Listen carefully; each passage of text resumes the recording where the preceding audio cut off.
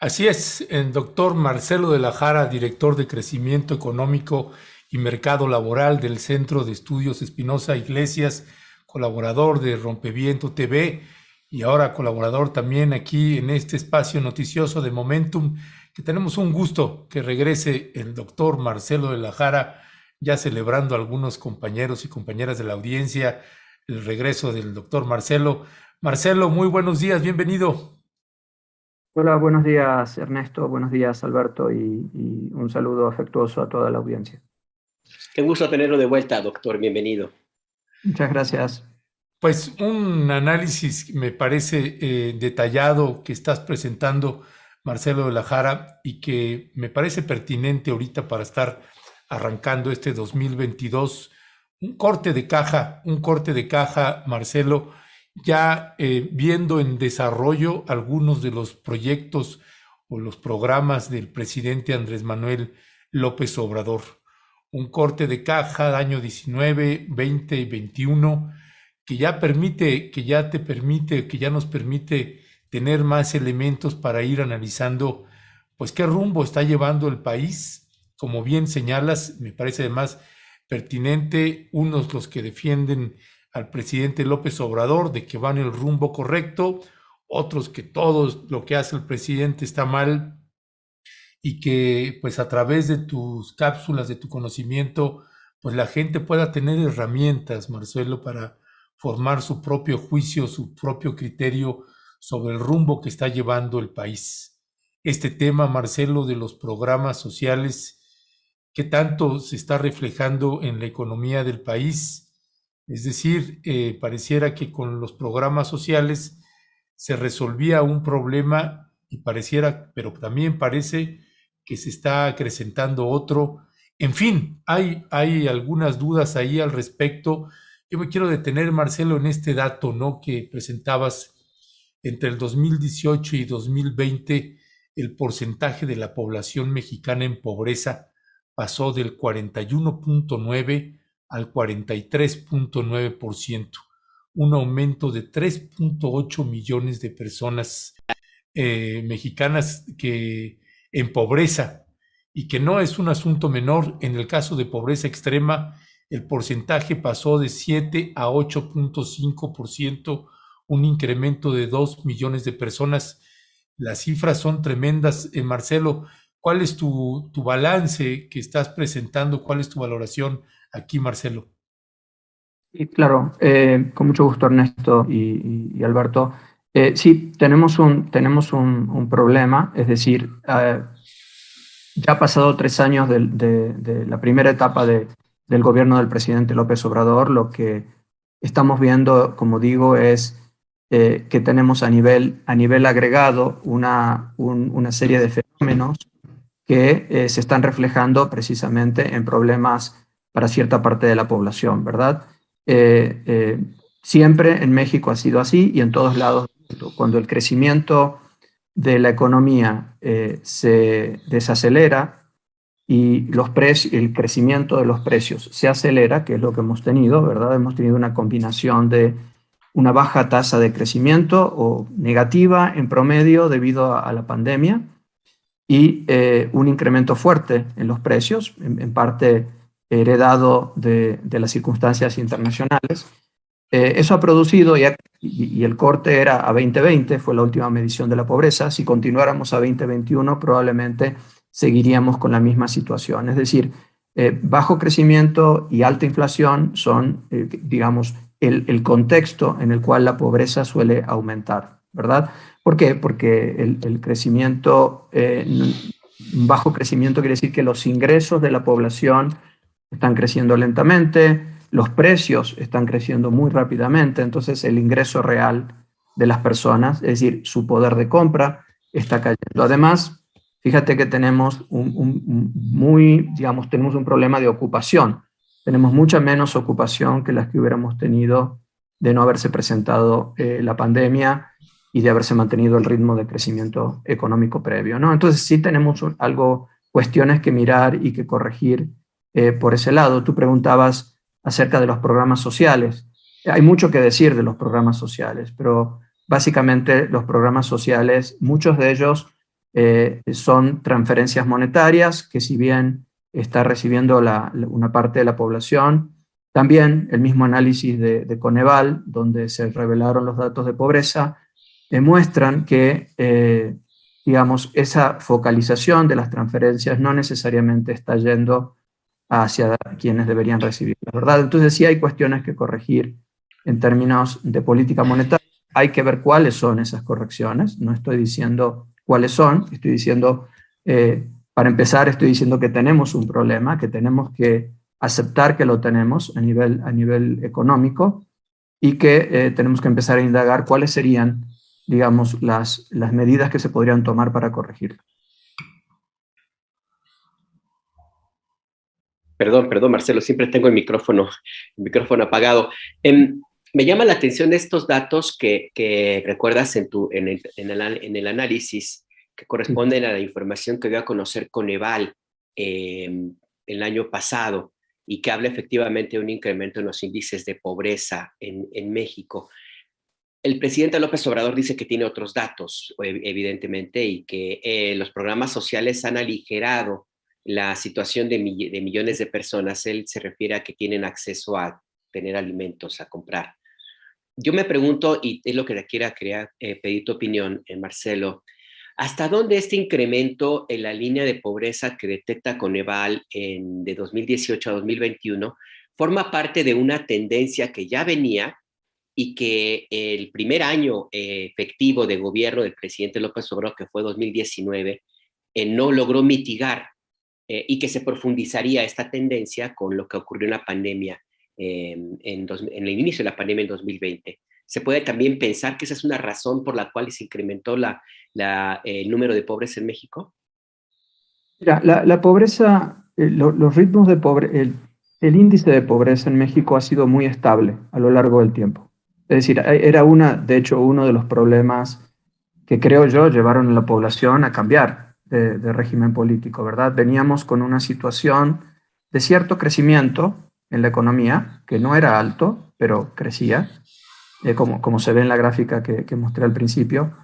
Sin embargo, ese crecimiento no estaba llegando a todo el mundo, con lo cual, ¿verdad? Los niveles de pobreza se mantenían elevados. Lo único que se había podido reducir durante el sexenio previo fue la pobreza extrema, en gran medida porque la inflación fue baja, ¿de acuerdo? Entonces, habíamos tenido cierto crecimiento que era tibio, ¿no? Porque era un crecimiento muy lento para un país como México comparado con otros países que son equivalentes a México, ¿no? Como Indonesia o como Brasil, por ejemplo, ¿no? Ahora, la inflación había sido baja, entonces eso permitió reducir la pobreza extrema, que tiene que ver con el acceso a la alimentación.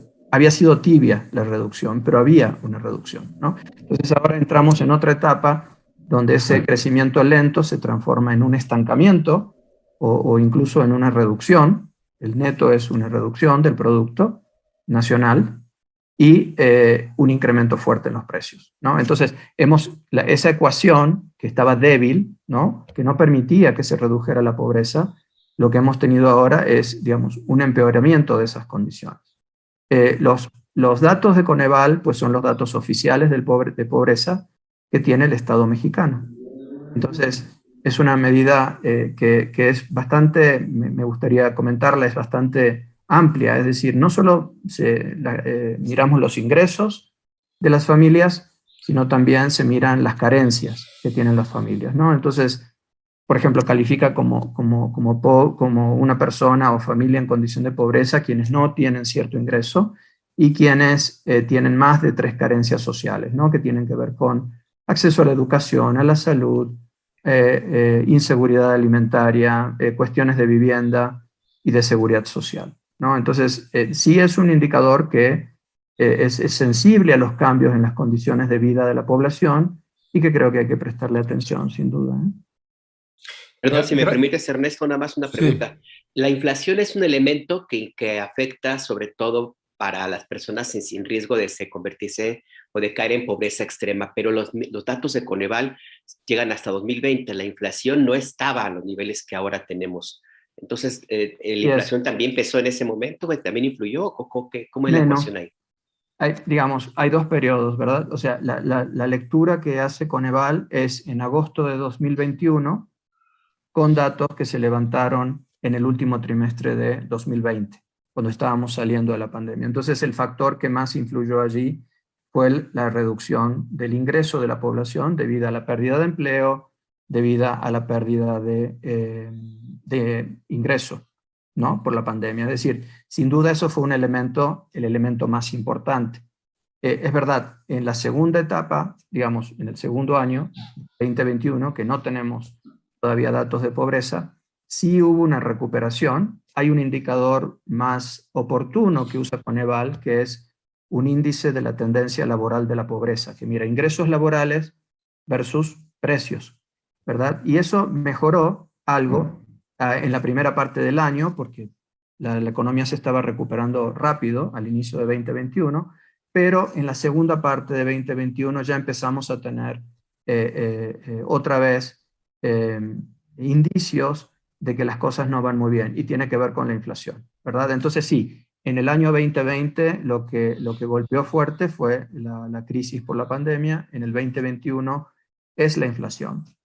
Neto, en todo el periodo, son ambos los fenómenos que han estado pegándole al ingreso nacional y al ingreso de las personas en México. Sí, gracias, Marcelo. Marcelo, hay evidentemente ahorita ya la audiencia está ahí brincando cuando tocamos. Hoy hay una crítica al presidente López Obrador, ya estamos acostumbrados a eso, pero bueno, hay que presentar los datos y hay que hablar, precisamente tratar de explicar a la gente de qué van. Es simple y llanamente pues tratar de entender qué está sucediendo en el país. Y pues tenemos aquí un experto que estudia en la materia, que es bastante equilibrado, que ha trabajado con nosotros y colaborado desde hace muchos años. Y esta parte, por eso iniciaba también en mi primera pregunta sobre los programas sociales, porque percibimos aquí en el medio de comunicación, pues que ese son todo un tema para las familias, ¿no? Entonces, por ejemplo, comenta parte de la audiencia, la pobreza se ha incrementado en el mundo por esta pandemia. Creo que las políticas de bienestar han amortiguado estos efectos económicos de la pandemia. Felicidades por tener colaboradores que apelan a datos duros para análisis responsables. Lo que dentro de esa condición se diga, se puede debatir bajo la misma condición con fundamentos. Dice Mercedes Crisóstomo, yo creo que gracias a los programas sociales muchos pudimos sobrevivir a la pandemia. He conocido gente que enfermó de COVID y con los préstamos a la palabra pudieron solventar los gastos. Y hay gente que dice, Patricia Mastache, el análisis podría ser mejor si se comparara con países de primer mundo y países tercermundistas, porque un análisis aislando a México parece que lo sucedido no fue un efecto mundial, ¿no? Rubén M., ¿por qué mexicanos contra...? No, ese es otro tema, perdón. Jennifer, sí, pero también hay una pandemia que está afectando a nivel mundial las economías. Son precisamente los últimos 2 años. Estimado Ernesto, sería interesante que el doctor Marcelo hiciera un benchmark con lo que pasó en 2008 y 2009, compararía también el comportamiento de otros países similares a México. Exacto, la pandemia es la cuestión, pero que explique cómo se hacen tan ricos los ricos en plena pandemia. En fin, son parte de las preocupaciones y las miradas de la audiencia. Y si tienes un comentario sobre esto que hace la audiencia, Marcelo. Sí, principalmente diría que no hay duda. O sea, fue digamos, México quedó, como todos los países, atrapado en una situación de carácter mundial. La crisis fue mundial. Tuvimos, digamos, la parte cualitativa de la crisis sí fue idéntica en todos lados, ¿verdad?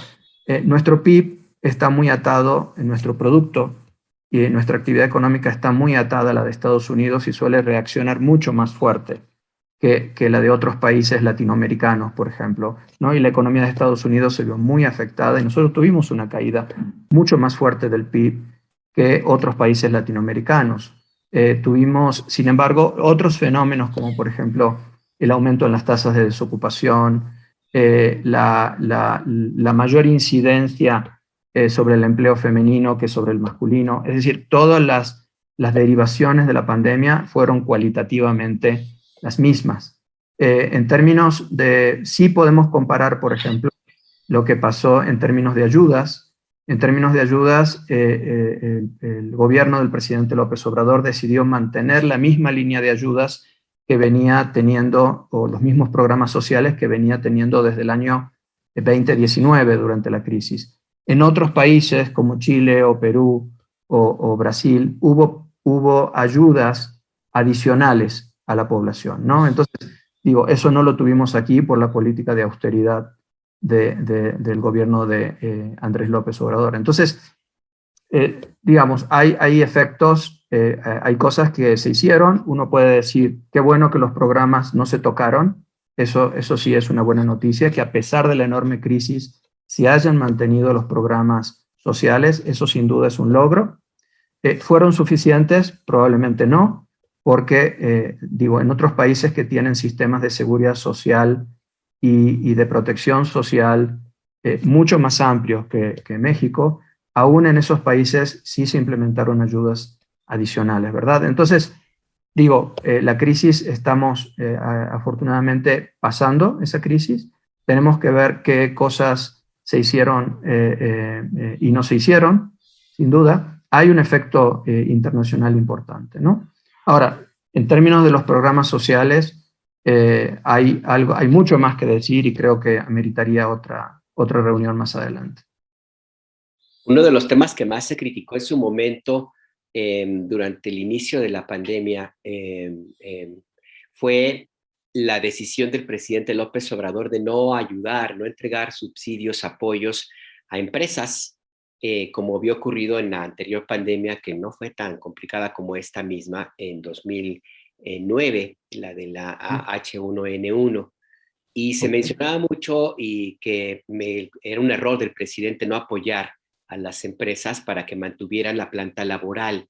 En su momento, cuando los índices de desempleo empezaron a notarse, a caer el número de personas empleadas, se lo estuvo reclamando y reclamando y reclamando. Ahora mismo, con los resultados que tenemos en la evolución de la pobreza y todo lo que hemos platicado en estos minutos, Marcelo, ¿hasta dónde se puede considerar que fue una decisión correcta o no el destinar los recursos fiscales a el reparto directo en términos de pesos y centavos de las personas con escasos recursos y no dárselos a quienes finalmente pues, pueden mantener o no una planta laboral? Sin duda, ahí, digamos, la propuesta que hicimos desde el Centro de Estudios Espinosa Iglesias, yo aquí en este programa hablo por mí, pero soy parte de este centro, ¿no?, de pensamiento y centro de estudios. Entonces, en su momento hicimos un trabajo colectivo, todos los colegas del centro, con apoyos de otros investigadores de fuera, y lo presentamos aquí en Rompeviento TV, y nuestra propuesta no era tanto una ayuda a las empresas, sino era más bien fortalecer la ayuda directa a la población. ¿De acuerdo? Entonces, lo que nosotros pusimos en ese momento es, está bien que se mantengan los programas sociales, que bueno, eso va a ayudar a la gente que los recibe, y sí tenemos un problema de focalización de quién lo recibe y quién no, según Coneval, pero bueno, ese es otro tema. Pero lo que proponíamos en ese momento eran ampliar las ayudas directas a la población. Mucho del empleo que se estaba perdiendo era empleo informal. Por lo tanto, la ayuda a las empresas pues solo iba a ayudar al empleo, a quienes tenían un empleo formal, ¿verdad? Nuestra propuesta era un pago, no recuerdo si era un salario mínimo, creo que por 3 meses, para toda la población que no estuviera ocupada. Y por supuesto en edad de trabajar, ¿no? Es decir, aquellos que perdido su empleo, independientemente si eran formales o informales, ¿no? La política es una de las cosas que en este programa más adelante quiero desarrollar, y es que la política de laboral y de protección social del presidente Andrés Manuel López Obrador sigue una inercia respecto de los gobiernos previos. No ha habido realmente un cambio importante en ese sentido, y creo que la pandemia lo mostró. Es decir, ¿En qué sentido, perdón, Marcelo? ¿No ha habido un cambio importante? en el sentido de que desde los finales de las crisis de los años 90, cuando México sale de esas crisis, sale con una población, con una fuerza laboral que está dividida prácticamente en dos. Tenemos trabajadores formales que tienen protección social, ¿verdad? Tienen seguros, tienen acceso a la salud en el IMSS o en otras organizaciones similares, tienen una aportación para sus pensiones. Y tenemos la otra parte de la fuerza laboral, ¿no? Casi la mayor parte de la población ocupada que no cuenta con esa protección social y que vive en una situación de vulnerabilidad grande, ¿verdad? Entonces, lo que hicieron los gobiernos, digamos, desde los años 90 hasta que llegó el presidente López Obrador fue tratar de solucionar esto de una manera muy extraña. Por ejemplo, a la fuerza laboral que estaba en el sector formal, ya tenía la protección social, ¿no? Pero era muy poco flexible había poca flexibilidad laboral en ese sector y se inventaron lo del outsourcing, ¿de acuerdo? Esa fue una solución. En el caso de la población informal, lo que se hizo fue, se dijo, bueno, qué bueno, la flexibilidad laboral es buena, pero no tienen protección social, y se inventaron una cosa que se llamó la seguridad social no contributiva, es decir, se creó el seguro popular, se crearon seguros para amas de casa, se crearon programas de guardería, es decir, algo que simulaba ser una especie de IMSS, ¿verdad?, para la población formal. Esa política lo único que hizo durante los gobiernos previos es generar no resolver el problema de tener una fuerza laboral más unificada, ¿no? Y trabajar, no se trabajó para unificar al mercado laboral. Lamentablemente, algunas de las decisiones del presidente Andrés Manuel López Obrador nos llevan a una situación aún previa, donde se reduce la protección para el empleo no formal, para el empleo informal, y se vuelve a quitar un poquito de flexibilidad al sector formal, o se le carga la mano al sector formal en la parte de protección. Entonces, digamos, seguimos ahí, y es una política que me gustaría ya con más tiempo explicarla mejor, donde tenemos que, para solucionar nuestros problemas sociales y laborales, tenemos que armonizar mejor esta tensión que tenemos entre la necesidad de dar protección social a los trabajadores y protección laboral, y la flexibilidad que requieren los mercados laborales modernos, ¿no? Entonces, ahí hay una tensión que los países europeos del centro y norte de Europa han resuelto bastante bien, y que ha redundado en niveles de bienestar mucho más grandes, ¿no? México puede hacerlo, pero se necesita esa voluntad política, ¿no? Entonces, ante esa situación de gran informalidad en la que vivimos, las ayudas tendrían que haberse extendido principalmente a la población informal que perdió su trabajo, y eso no ha sucedido. Ya, Marcelo de la Jara, pues prácticamente se nos acabó el tiempo, y también sé que te tienes que ir a otra reunión importante, perdón que te estamos robando. Nada más cerraría con esta breve pregunta, gente que también lo comenta, Mariana Vázquez Anaya, que tiene que ver, por ejemplo, con el endeudamiento que hicieron otros países a propósito de la pandemia, ¿no? Y México se distinguió precisamente por no adquirir deuda. Muchos lo celebramos, otros lo criticaron. En tu balance, así brevemente, lo bueno y lo malo de eso, si es que hay bueno, si es que hay malo, ¿cuál sería? Hacer un análisis ex post, ¿no? Ya habiendo pasado la situación, claramente nos estamos beneficiando de no haber tenido ese endeudamiento, ¿verdad? Como país, las finanzas públicas del país se benefician de no haber tenido ese endeudamiento. Ex ante, en el momento que lo estábamos viendo, con la crisis prácticamente social, humanitaria que generó la pandemia, pues nosotros teníamos, en ese caso, hablo de nosotros en ese caso, en esa propuesta, porque la hicimos desde el centro, no fue un análisis de opinión y de análisis como el que aquí estoy haciendo a título personal. En ese momento nosotros sentíamos que valía la pena quizás endeudarse o transferir recursos de otros gastos del gobierno para esa ayuda de la población durante esos 3 meses. ¿Por qué? ¿Por qué? Porque ya tenemos mucha evidencia de crisis pasadas en Latinoamérica, en el resto del mundo, que dejan huellas fuertes en la población. Es decir, no es fácil recuperarse para la población de menos recursos, que está en la informalidad, que tiene bajos niveles educativos, que vive al límite, recuperarse de situaciones de pobreza, aunque sean muy agudas durante poco tiempo, es difícil que luego puedan recuperarse, ¿no? Entonces, y la economía, al fin y al cabo, en el largo plazo se ve resentida. Entonces, nuestro análisis fue, ¿vale la pena quizás desviar recursos de otros gastos del gobierno para esa ayuda o endeudarse un poco más para dar esa ayuda, porque eso sentíamos que nos iba a ayudar a salir más rápido de la crisis y con un daño menor en el tejido social? Esa era nuestra opinión, ya pasó, ex post, qué bueno que no nos endeudamos, pero sin duda digamos, el daño en el tejido social, las cicatrices, por ahí están en algunas familias especialmente, y en los datos del mercado laboral, que seguimos con cierta precariedad.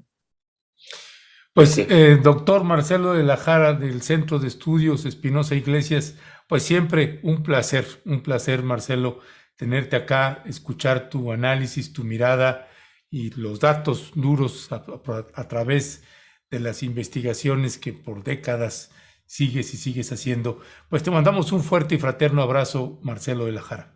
Gracias. Igualmente, saludos a todos. Buen día. Hasta luego, buen día. Hasta luego.